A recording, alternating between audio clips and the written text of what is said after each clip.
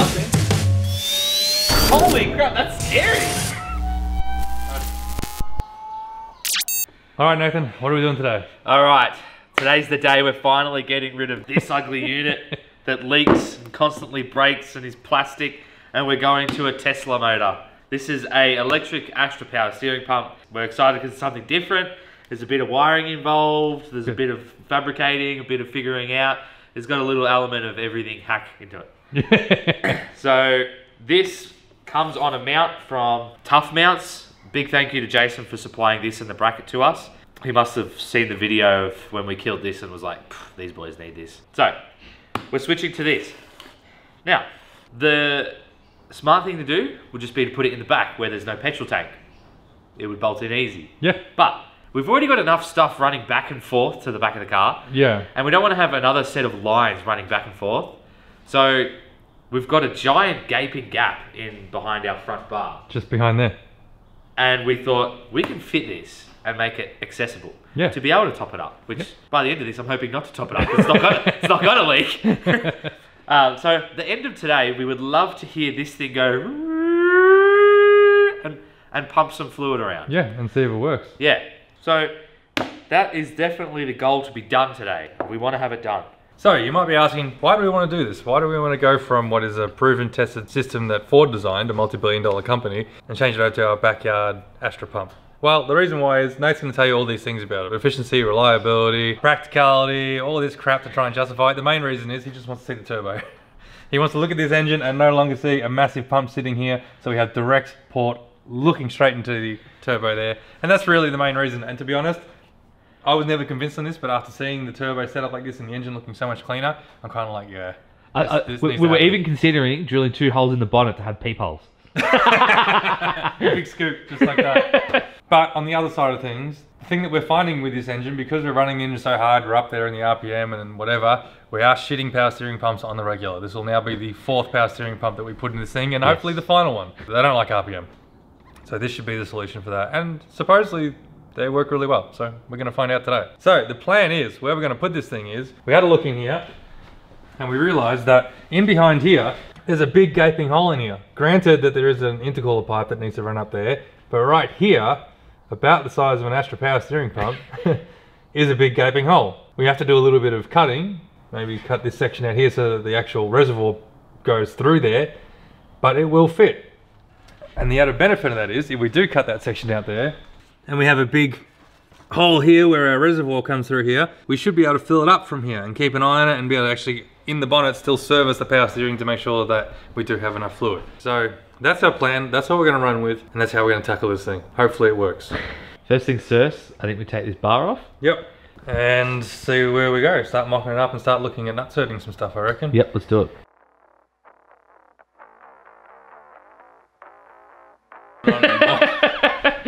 Alright, let's do that, and we'll go from there. Done. I'll take this snap that's out. Oh my god, it's actually just this bolt here.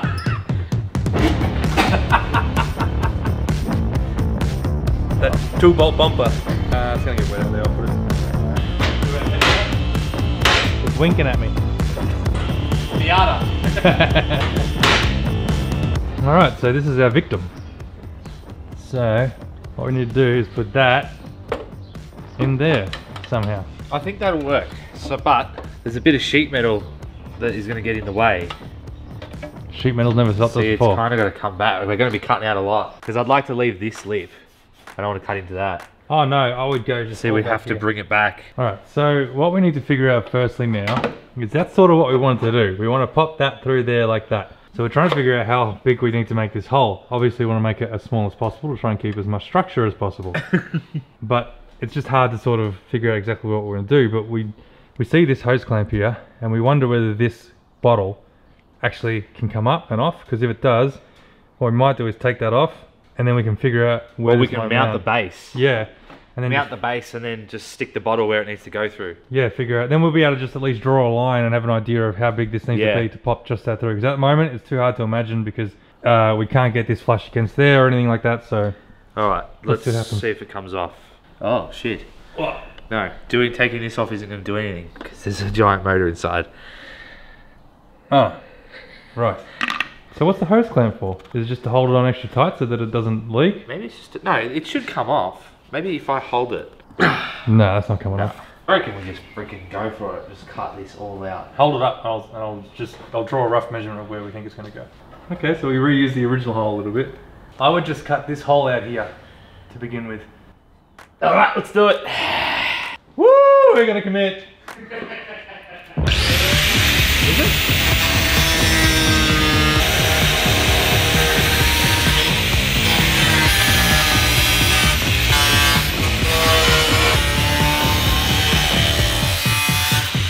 I'm going to cut more still, but I'm just going to get my old trusty King's hammer? Trusty Kings to see how much steel is left. Not a lot. There you go. Hey, that's a really good job, man. It needs a touch more there. Good work. It's not easy cutting a circle, No. but with the right, you can get it, you know? Especially though in that little tiny cramped spot you're in too. Sorry.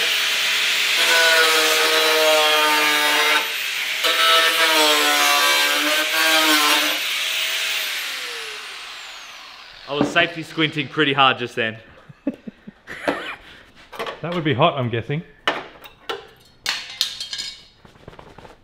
Ah, let's test fit it. Oh, it's made for it. You know the only problem? Our line is running forward. I was hoping we could spin that. I still am hoping that we might be able to spin that, but we can do something about that. Dude, that's mint. Where's it pop up? Right, have a look. Yeah, just there. That's exactly where we want. And I reckon our intercooler pipe We'll go under it. That's what I hope is. The hope is, yeah. That's mint. It's all cleaned up. I had to use a file to clean up the top edge. Now I'm just going to just hit it with, this is some color match paint that I got for this car ages ago.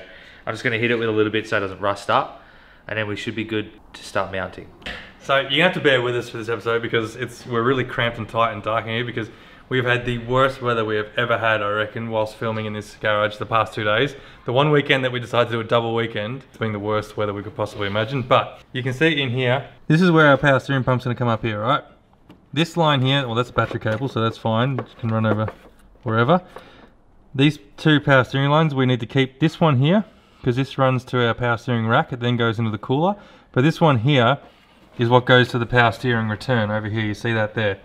Now our power steering return now is going to come out just underneath this bit here, which means this line here, we're thinking we cut it here and we change it to a soft line so it goes down, in, around and up like that, and then that'll return. It'll save us plumbing into the car and then back across heaps easier. If we do that, then we can get this one here, which is on the outside, and sort of bend it out of the way so that it's not in the way of the cap. So that's our plan. Probably doesn't make a lot of sense as I'm talking about it because I'm confusing myself as we speak.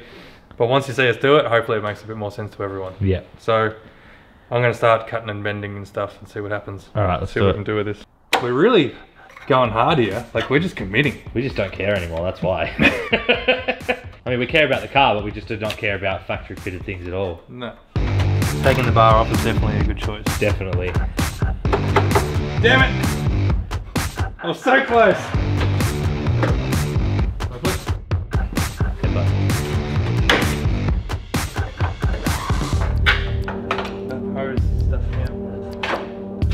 There we go. That was easy. Lovely. Alright. Now cut it, put a thing on the end of it. Try and get that bend out of it, or? Try and get that bend out of it. Yeah, well. There's the fluid. Maybe drain it. Waiting for it to start leaking. Hope that was the one I wanted to cut off.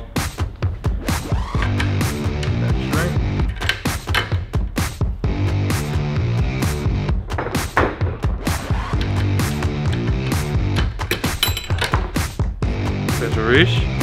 Still not great, but I mean, it's probably no different to that one now. Yeah, it'll do the job. Now we can try put it back in, see how it looks. Oh, look at that movement.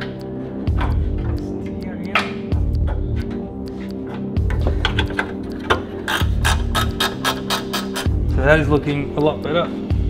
Bend that up there. Alright, so what we've done is we've rerouted this line here, which will go into this one here. This line, this hard line here. That hard line comes across, is now out of the way of our power steering reservoir, runs into here, does the loop, back to here. Now then our return can go Straight into the bottle. straight into the bottle. So now we just need to mount the reservoir, or the whole pump and everything. Run the line and do the wiring. Too easy, easy as that. Easy peasy.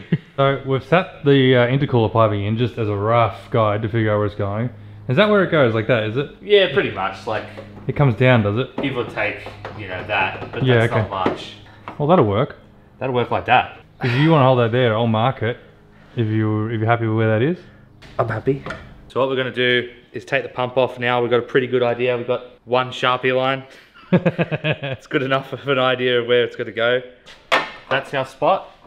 Thinking like if we just weld a plate on, Yeah. weld a square plate on behind here, right? Decent size, and then just weld some nuts onto the plate, Oh, shit. and then we could just, They could bottom out though, unless we drill them unless out. we drill them out, yeah. We just drill them out on the other side.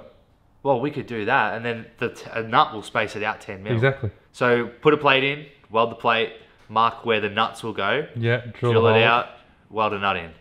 Let's do it. Oh, scrap metal. I reckon decent thickness. What do we got there? That should be more than enough. That's 1.6, that's plenty. Oh, you've got my pen. You didn't give it back. No, I put this in my pocket when you went to go get lunch. I was like, oh, pen, let's probably put this in my pocket. While you're marking that, mark the holes as well too. This is gonna be good. Yeah, I know, this is actually gonna work really well. And best bit is you get to paint it. Oh, because we're gonna be welding, I do. I have to paint it, oh, what a shame.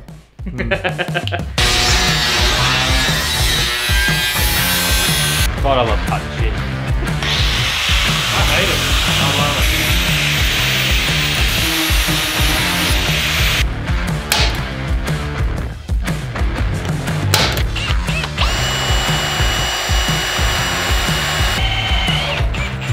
God, I love petrol.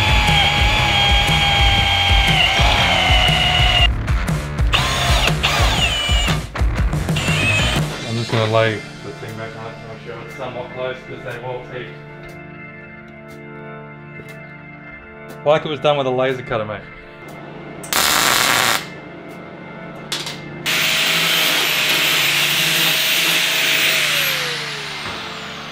Alrighty, how we look? Good. That's our plate. Looks good. Yeah, You're not it's gonna alright. come off. No, definitely not. Then this is going to bolt straight to that. That gives us our spacing off. Going to give us our spacing as well. Yeah, mint. Love it. Alright, so this is our Fairlane to Astra pump bracket adapter kit. Now available in the Hackshop Garage. No, never.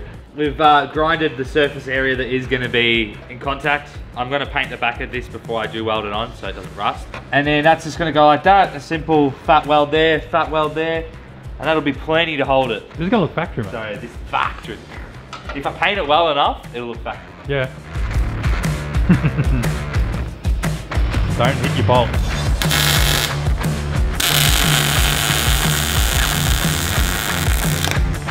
That's slick.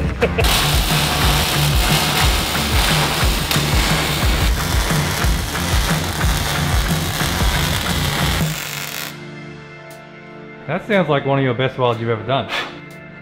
Not gonna lie, pretty happy with how that's welded. That looks really good.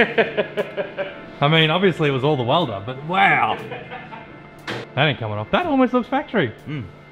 We've strengthened it, really. There was a hole there, and we've half filled it. Yeah, you wait till we go to put something on and go, oh, that's why there's a hole there. Alright, I'll wire brush it and I'll paint it. Cool. I love painting it when it's freshly welded. Yeah. Instantly dries. Yeah, don't worry about the threads that I just cleaned. What do you mean? That's free Loctite. Kind of bubbled it to the point where it looks textured. How much time? Wrinkle black. Wrinkle black. How hot's this? That's all good now. Whoa, look at that. Oh yeah, so I've laid some pinch weld around the cut. So it should be snug as a rug. Oh my god.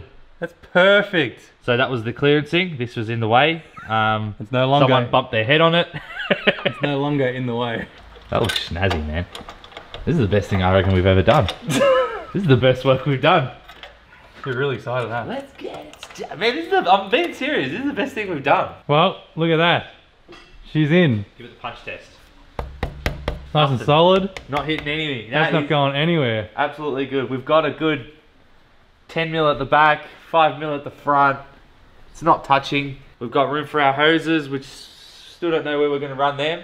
Good Looks work. good, man. That looks sick. I'm really happy with that. I'm thinking we just run a hose from here, loop it down and then up into that. Yeah. And then maybe this one, even if we went straight out and over the top into there, maybe. We could do that. All right, so we're looking really good. What we're going to do now is we need to run basically the high pressure output of the pump, which then goes directly to the rack. That is this line that we have here. So what we're doing is we're running AN-6 line. You notice that it's already in the car. That's because we actually ran this yesterday when we had none of the manifold or turbo in the way. When we had that open the other day, we looked down the rack and we thought, this is too good opportunity to not do it now.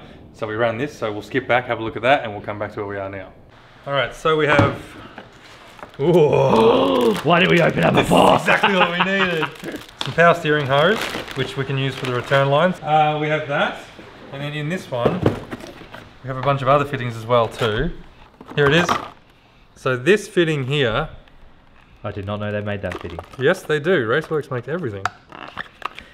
It's designed so we can put this into the power steering rack. It then converts it to an AN-6 line. And then we run our -6 line up to our Astra pump here. We're just going to make this line up for now, sit it in the bay a little bit longer, and we'll just make the rest up in there because it's going to come out the wheel arch anyway. And I even got, because I knew it was going to be a tight bend. You got a 180, didn't you? No, I got a 160. So what is it? No, it's not 160. A 120 degree. Oh, 120. See, so this goes on there. Yep, that goes into our rack. Beautiful. Easy done. Peasy peasy. Love it. So let's go have a look and see if we can bolt this in. Yep. Pouring out of this though. I bet that's junk out. This is our high pressure line. So this is what we're going to replace with our AN fitting that's going to go straight to our Astra pump. Yep. You're going to have to bear with us because there's a monsoon going on outside at the minute. It's absolutely shocking. But this is our new fitting, like I said before, so it goes into the power steering rack. So hopefully this bolts up and compresses that and we have no leakies. We'll see. So this goes in here. So -6 line is Teflon coated on the inside. So it can be used for power steering lines, we're told, so it should be fine. Hopefully it'll be a lot more heat resistant too than the rubber hose as well.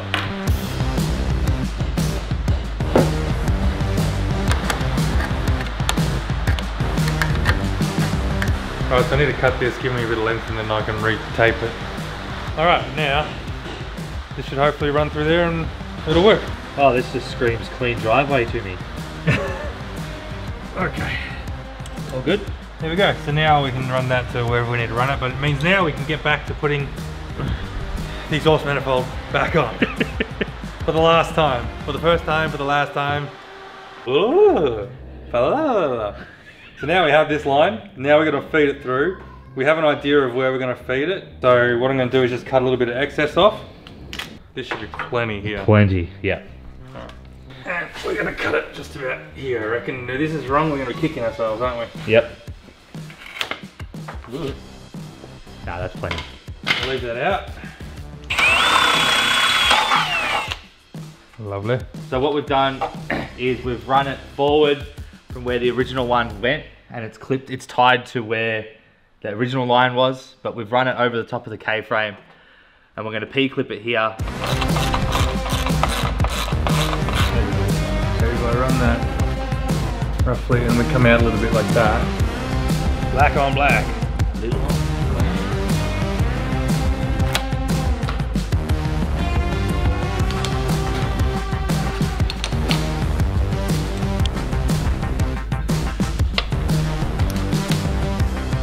How good is that?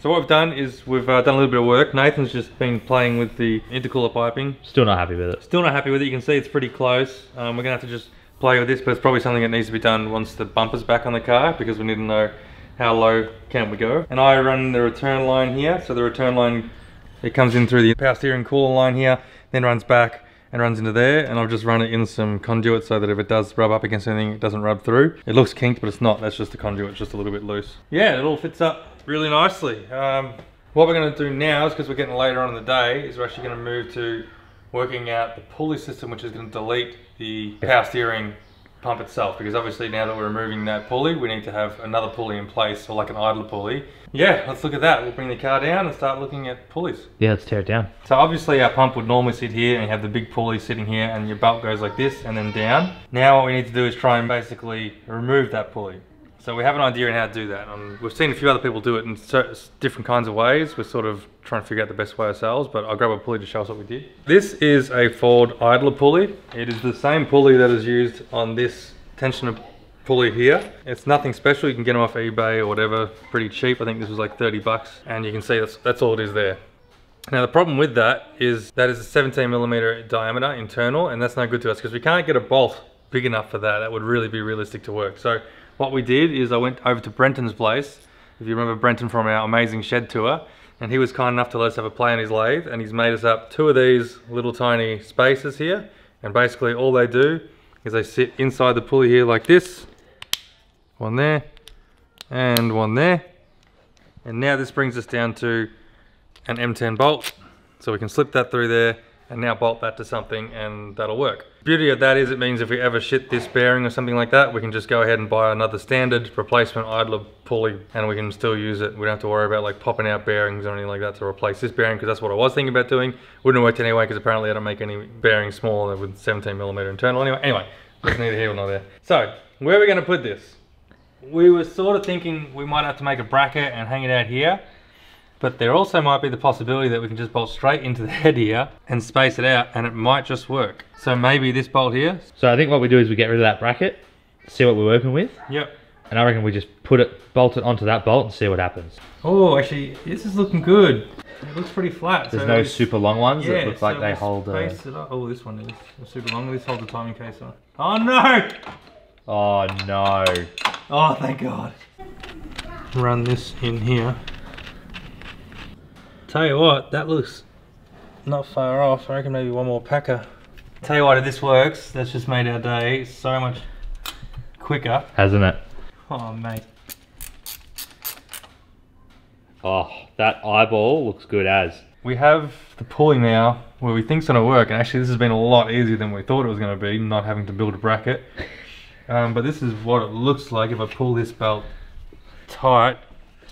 You can see it all lines up really well. It's tracking correctly. I mean, we won't know until we run it, but yeah. Worst case, we'll just pull out a couple of spaces if need be. But our one concern is how tight this is on the alternator, the radius of that.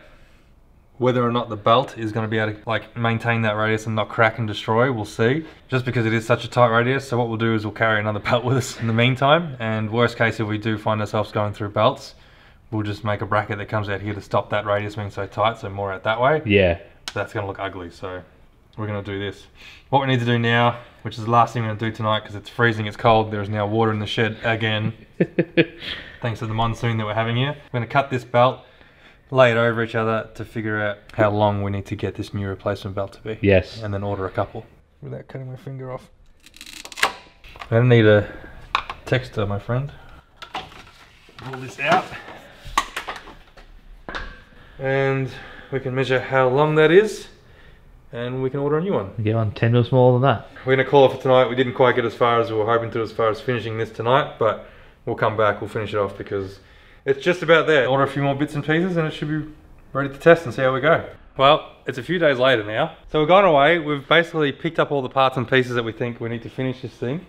The whole thing, but for now we're just focusing on getting this power steering finished. So in this time, I've gone away and I've got myself a selection of belts. I looked at what length we had to get, which is like 1920. So I've gone a 1910, a 1900 and 1890. There's about 10 mil difference between all of them because you want to make sure that you have the right tension and everything on it. So I'm going to start with the 1900 and hope this fits.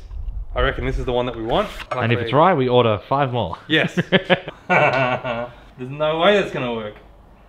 Oh, what the hell? Why is that so short? Why is it so short, Michael? Did we not have it on the right way when we did this the first time, you reckon? When we measured it? Maybe. It must have been wound through the right way. Well, that ain't going to work. Alrighty, so you can sort of see we misjudged this a little bit. Only 300 mil too short. Oh, because Michael knows that this is going to beat the LS, he used the LS belt. Yes, so we made a little bit of an error. not like us to stuff something up, I know, shock and horror, but we may have grabbed the wrong belt when we cut and trimmed it down the other day to measure what length we had to get for our new belt. We probably grabbed the LS belt from Daniel's car. Don't ask us how we managed to run it through there and actually think it was correct. I don't know, we must have missed a pulley or something, but somehow we got it wrong.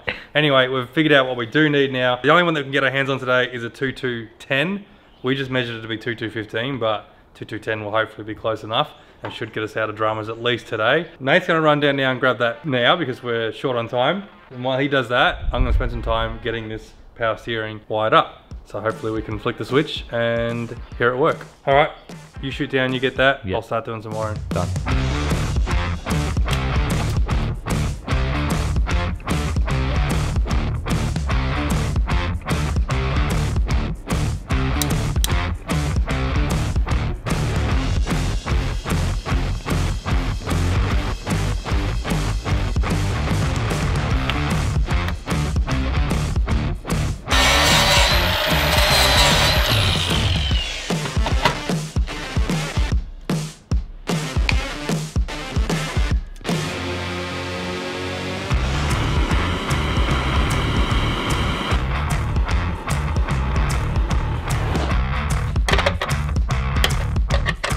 Ooh, it's the red one. Well, that's fancy. Fancy, just a little bit fancy.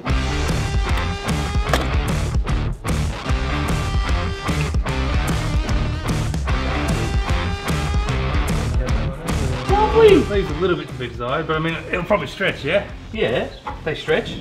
Put it in the sun a little bit. It'll come out in the sun. Good. We finally got there.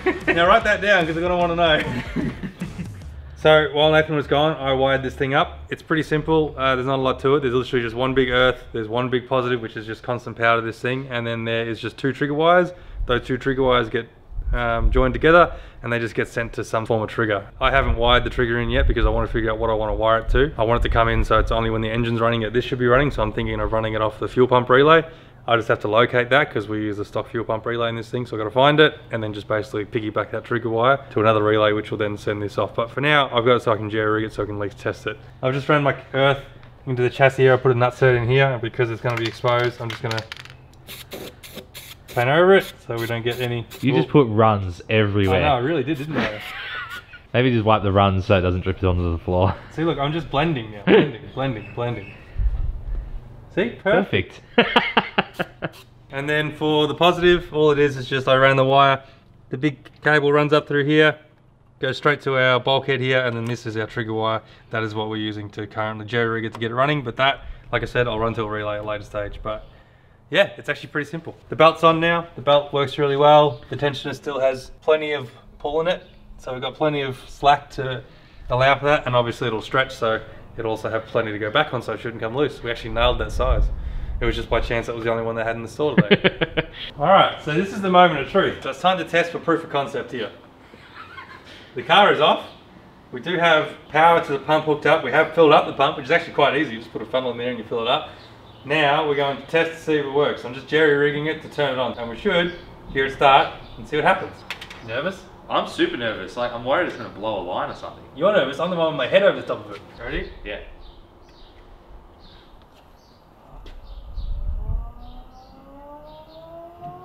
It's bubbling. It's doing something. Holy crap, that's scary. Well, it's working. What the hell? Why is it so loud? I want to check what our fluid's doing because I reckon that like sucked all our fluid in pretty quick. Yeah, we're gonna top it up. Everyone told you it was gonna be loud. We need to top it up more. Jesus Christ, I gotta build a ladder exhaust. It sounds like a jet, doesn't it? It's ridiculous. Surely it calms down. I don't think it should be doing that. Yeah, that's what they do. There it is, that's at peak. That's how it runs, I told you. That's ridiculous, man. Oh, stop. Check for if it's full. Yeah, it's still got fluid. You're probably just bleeding it. Just keep going left to right. And now for the real test. How does it feel with the weight back on the ground? I swear to God, if this doesn't work. If this doesn't work, we've done a lot of work for nothing. She's gonna blow! Go. Oh yeah. Is it light? Yeah. It's how it was. It's so loud. So I think that's how it adjusts itself. So like it goes into an idle mode, I think, when it's not being used. See, it kicks in. Ah. Oh yeah. Oh yeah. It's loud. It's very loud. There it goes. Oh, there it is. Oh, that's cool. So it's not that loud. The wires aren't getting hot, so one thing to consider when you're doing this, they draw a ton of amperage. I was reading before, it operates around 15 or 20 amps normally, but when you go full lock, it's pulling 75 amps of power. That's a lot of power in a car basically, so relocating these to the boot, you want to be running really thick cabling all the way to your power supply essentially. We're lucky because we're only going from here to there. The important thing is proof of concept, it works. We have power steering delete kit. It looks like we got no leaks actually. Hang on. Oh my god, there's no leaks. So that works. Yeah, it's successful and it fills up pretty easy. Like it's easiest for us to fill it and have a look and keep an eye on what's going on. Yeah, we don't know where full is, but it looks full. Because we can't see where the mark is. That was probably one thing we probably should have looked at the bottle to figure out where full was. We probably should have marked it on the other side. Yeah, that's all right. We know that it's working. The system's bled now, doesn't sound like there's any more air in it, so it works. Successful. Good work, man. That was one of the that was a good install. the best installs we've ever done, I reckon. Yeah. There's obviously a few more things that we've got to figure out yet. Obviously we've got to put back the bar and the intercool and everything like that, but we've actually got to do a little bit more work to this thing before we close this thing up to get it ready for drag challenge. So we're going to end this episode here, or this build. I hope you liked it. That was a really fun one. We love doing stuff like that where it's just sort of out of the textbook, just making stuff work. And it looks like we have. We're wrapped with where it's ended up. The fact that we're not going to see it, it's going to be out of the way, but it's still accessible underneath the engine bay. I reckon that's really awesome. I'm really happy with that. I'm really stoked with how this has turned out because we no longer have to worry about power steering bottle there. All the lines seem to work. Happy days. No more power steering for Nathan. No more old school power steering for Nathan. Now we have electronic power steering. We have a jet. Tesla. If you've liked this episode and you want to see more stuff like this, please make sure to consider liking and subscribing. It really goes a long way to helping the channel, and you'll get to see when any of this sort of stuff comes out, you'll see it straight away. If you want to help the channel out even further and help sponsor us to get us through Drag Challenge, head on over to the website where you can buy a bunch of Hackshop t-shirts, merch, stickers, hoodies, fender covers, all kinds of good stuff. It really goes a long way to helping us do what we do here, and it'll definitely help us pay for fuel at Drag Challenge. We're going to keep busting our ass in this thing to get this thing finished. We've only got 4 weeks now before Drag Challenge, and we still got to hit the dyno and get to hopefully a heat kit before then to give it a test run. So we got a lot of work to do. We'll catch you in the next episode. Have you ever wondered if turbos are a holy thing? We just noticed that our gold reflective heat tape there in the sun reflects really nicely to give the turbo wastegate and turbo dump pipe a really nice gold tinge. I can't believe you got me so excited to take away yet another luxury from a luxury vehicle. You know what I realised? You would be the sort of person to buy a Rolls Royce and put it in coilovers. Yep. We're committing really early to this. I know, yeah. We don't even know if it's going to work. This is like straight into it. We can just get another piece off another car and zip it in. Yeah. Yeah. Man, people cut the front off cars and build tube fronts. Yeah. It's fine. We're just justifying to ourselves the damage we're about to incur. This is honestly the best torch we have. Yeah, I know. This Nava torch, I think it's 200 bucks. They're not cheap, but honestly, it is the best torch that we have. Definitely worth getting for anyone that wants to invest in lighting. Your noodles are ready. Migering? Migering. Yeah, with extra ATF. It's just as good. It's just like MSG, isn't it? All the MSG. All the MSG. I'm just gonna. So the word on Antiques Roadshow is that busted saucepans are now hot ticket item at swap meets. Yeah.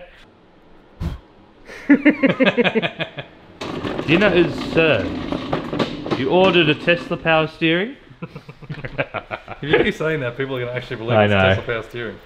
Well, we're going electric. And then we'll get sued. I hope everyone understands that the gag is going electric. Yeah. Otherwise, people are going to look at me like, what the hell is he talking about? Maybe that should Elon Musk didn't design that. Maybe that should just be the thumbnail, going electric. That ain't working. That's the way you do it. Money for nothing, and I reckon. Oh, we're back to the song again. Far out. Come on, just get started. Let's get it started. You put the thingy in and you shake it all about. You do the hokey pokey and you turn around. That's how you make a line. You got to bob and weave. He's Mike Tyson. He's bob and weaving. Crossing it? I should just get a Sharpie and just cross this out. That's not needed. Not needed. Oh, didn't I try like that?